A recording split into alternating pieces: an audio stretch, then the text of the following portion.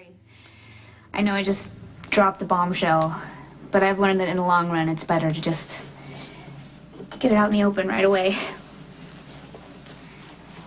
If you don't mind my asking, how?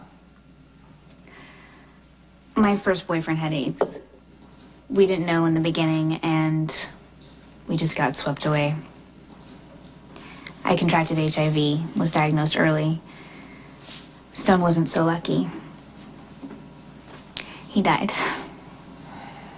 I'm sorry. It was devastating. Losing Stone, having to start all over, HIV positive. But, you know, just like with anything, you make the adjustment and you learn how to live your new life. I'm on a drug regimen that works for me. My viral load is undetectable. I was one of the fortunate ones, so I try not to lose sight of that. That's a remarkable attitude. I don't know about all that. I just think I'm too stubborn to let this disease define me. But even so, HIV complicates potential relationships, and right now I would just rather put that energy into my work.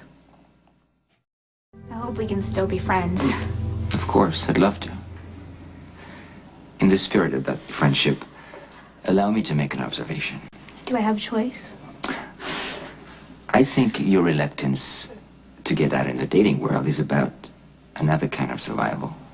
What does that mean? Perhaps your position stems less from being HIV positive and more from the effects of a broken heart. Well, why would you say that? It's been my experience that when someone throws themselves into their work, takes up a position and hides there, they're usually running from something.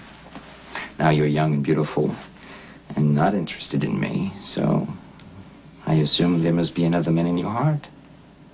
Well, it's a good thing that you became a surgeon and not a shrink. You couldn't be more wrong. I happen to be fascinated by my work. I mean, that's what keeps me going, the hope that someday someone who's been written off as permanently brain damaged will be helped or even cured by my research. When I first decided to study medicine, I considered becoming a surgeon. The risk of my infecting a patient with HIV is almost non-existent, but it would always be a consideration, and I thought it might undermine my patient's faith, so I opted for pathology and clinical research instead. So why aren't you specializing in HIV and AIDS? I thought about it, but the fact that I have the virus might color my judgment and make me too eager to see results.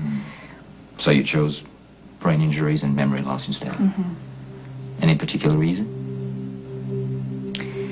Someone I cared about suffered permanent brain damage in a car accident. And it made me curious to see how drug regimens can affect the brain, how information and memories believed lost might be recovered. Maybe deep down you're hoping to find a cure for your friend? Trust me, this person has no interest in being cured. He likes his life just the way it is.